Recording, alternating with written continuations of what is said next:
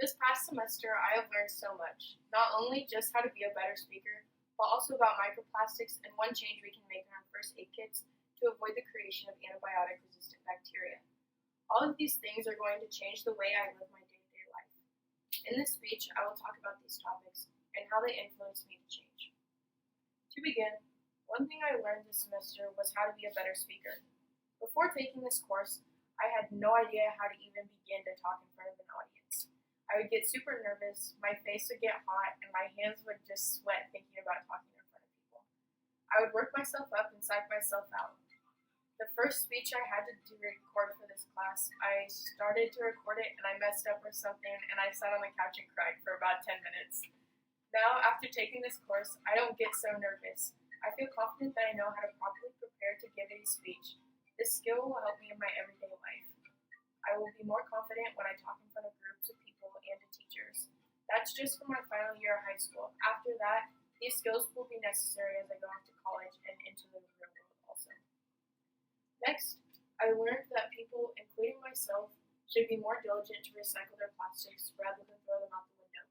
This may not seem like a big deal, but little do you know that pop bottles someone threw out of their car window will eventually make it to the waterways. This is harmful to the wildlife and the environment here in rural Nebraska and all the way to the ocean. That bottle will get broken up into tiny bits called microplastics. What could a little piece of plastic do, you ask? Well, pesticides that get to the waterways from runoffs of fields float on top of the water and are attracted to the microplastics. A fish or bird comes along and mistakes it for food. And now not only did that animal eat plastic, it also ingested the harmful toxins from the pesticides. Microplastics can also serve as a raft for small organisms. This may cause them to travel too far and become a vector for spreading invasive species, places where they aren't really wanted. After learning this, I'm going to be more diligent to recycle plastics I use rather than throw them out. Finally, I learned about one simple change that can be made to first aid kits to avoid the creation of more antibiotic-resistant bacteria. My science fair experiment, other scientists' research show that Manuka honey and antibiotic ointment like Neosporin perform about the same when it comes to fighting off bacteria. The U.S. is one of the biggest users of antibiotic ointments, and we have antibiotic-resistant bacteria that is primarily found only here in the United States. This is no coincidence. Almost every time a child falls and scrapes their knee, their parents will put some kind of antibiotic on it to prevent the infection. They think that they're doing the right thing, but are they?